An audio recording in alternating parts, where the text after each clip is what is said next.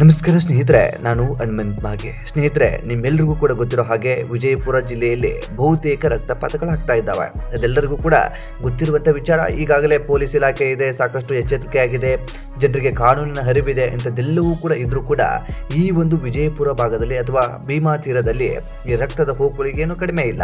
ಅಲ್ಲಿ ಕಾನೂನಿನ ಭಯವಿಲ್ವೋ ಅಥವಾ ಆ ಕಾನೂನಿನ ಬಗ್ಗೆ ಅವರಿಗೆ ಅರಿವೇ ಬರ್ತಾ ಇಲ್ವೋ ಅದ್ಯಾವುದು ಕೂಡ ಗೊತ್ತಾಗ್ತಾ ಇಲ್ಲ. ಇದೀಗ ಅಂಥದ್ದೇ ಒಂದು ದುರಂತ ನಡೆದು ಹೋಗಿಬಿಟ್ಟಿದೆ ಸ್ನೇಹಿತರೆ. ಆಸ್ತಿ ವಿಚಾರಕ್ಕಾಗಿ ಒಂದು ದುರಂತವೂ ಕೂಡ ನಡೆದು ಹೋಗಿಬಿಟ್ಟಿದೆ. ಆ ದುರಂತದಲ್ಲಿ 6 ಜನರನ್ನ ಭೀಕರವಾಗಿ ಕತ್ತರಿಸಾಕಲಾಗಿದೆ. ಆ ವಿಚಾರಕ್ಕೆ ಸಂಬಂಧಪಟ್ಟ ಹಾಗೆ ಏನಿದು ಪ್ರಕರಣ, ಈ ಪ್ರಕರಣದ ಕುರಿತಾಗಿ ಒಂದಿಷ್ಟು ಮಾಹಿತಿಯನ್ನು ಗಮನಿಸ್ತಾ ಹೋಗೋಣ. ಸಾಧ್ಯವಾದ್ರೆ ವಿಡಿಯೋನ ಕೊನೆವರೆಗೂ ನೋಡಿ. ನೀವೇನಾದ್ರೂ ನಮ್ಮ ಚಾನೆಲ್ನ ಸಬ್ಸ್ಕ್ರೈಬ್ ಮಾಡಿಕೊಳ್ಳದೆ ವಿಡಿಯೋನ ಗಮನಿಸ್ತಾ ಇದ್ರೆ ಈ ಕೂಡಲೇ ಸಬ್ಸ್ಕ್ರೈಬ್ ಮಾಡಿ, ಹಾಗೂ ನೋಟಿಫಿಕೇಶನ್ಗಾಗಿ ಬೆಲ್ ಐಕನ್ ಕೂಡ ಕ್ಲಿಕ್ ಮಾಡಿಕೊಳ್ಳಿ. ಚಡಚಣ ತಾಲೂಕಿನ ಗೋವಿಂದಪುರ ಗ್ರಾಮದಲ್ಲಿ ಆಸ್ತಿ ವಿವಾದಕ್ಕೆ ಸಂಬಂಧಿಸಿದಂತೆ 6 ಜನರನ್ನ ಶುಕ್ರವಾರ ಸಂಜೆ ಮಾರಕಾಸ್ತ್ರಗಳಿಂದ ಕಡಿದು ಬರ್ಬರವಾಗಿ ಕೊಲೆ ಮಾಡಲಾಗಿದೆ.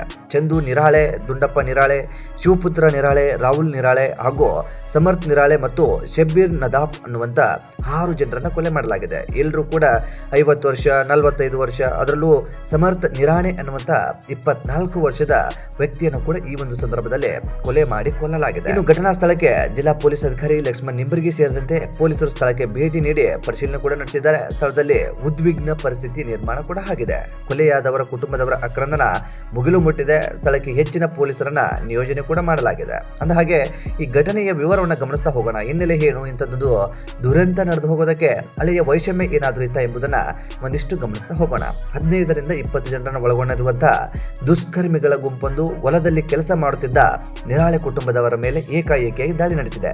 ಕಣ್ಣಿಗೆ ಕಾರದ ಪುಡಿ ಎರಚಿ ಮಾರಕಾಸ್ತ್ರಗಳಿಂದ ದಾಳಿ ನಡೆಸಿ ಅವರನ್ನ ಬರ್ಬರವಾಗಿ ಕೊಲೆ ಮಾಡಲಾಗಿದೆ. ಚಡಚಣ ಪಟ್ಟಣದ ನಿರಾಳೆ ಕುಟುಂಬದವರು ಗೋವಿಂದಪುರ ಗ್ರಾಮದ ವ್ಯಕ್ತಿಯೊಬ್ಬನಿಗೆ ಸೇರಿದ 24 ಎಕರೆ ವಿವಾದಿತ ಜಮೀನನ್ನ 6 ತಿಂಗಳ ಹಿಂದೆ ಖರೀದಿ ಮಾಡಲು ಮುಂದಾಗಿದ್ರು. ಈ ವೇಳೆ ಗ್ರಾಮಸ್ಥರು ವಿವಾದಿತ ಜಮೀನು ಖರೀದಿಸದಂತೆ ಎಚ್ಚರಿಕೆಯನ್ನು ಕೂಡ ನೀಡಿದ್ರು ಎಂದು ತಿಳಿದು ಬಂದಿದೆ. ವಿರೋಧದ ನಡುವೆಯೂ ಕೂಡ ನಿರಾಳೆ ಕುಟುಂಬದವರು ಜಮೀನು ಖರೀದಿ ಮಾಡಿದ್ದರು. ಅಲ್ಲದೆ ಇದೀಗ ಟ್ರ್ಯಾಕ್ಟರ್, JCB ಮೂಲಕ ಹೊಲವನ್ನ ಸ್ವಚ್ಛಗೊಳಿಸೋದಕ್ಕೆ ಮುಂದಾಗಿದ್ರು. ಕೃಷಿಗೆ ಸಜ್ಜುಗೊಳಿಸ್ತಾ ಇದ್ದ ವೇಳೆ ದುಷ್ಕರ್ಮಿಗಳು ದಾಳಿ ನಡೆಸಿ ಮಾರಣ ಹೋಮ ನಡೆಸಿರುವುದಾಗಿ ಪ್ರಾಥಮಿಕ ಮಾಹಿತಿ ಇದೀಗ ಲಭ್ಯ ಕೂಡ ಆಗಿದೆ. ಇನ್ನು ಮೃತದೇಹಗಳನ್ನ ಚಡಚಣ ತಾಲೂಕು ಸರ್ಕಾರಿ ಆಸ್ಪತ್ರೆಗೆ ತರಲಾಗಿದೆ. ಆಸ್ಪತ್ರೆ ಎದುರು ಸಾವಿರಾರು ಜನರು ಗುಂಪು ಸೇರಿಕೊಂಡು ಬಿಟ್ಟಿದೆ.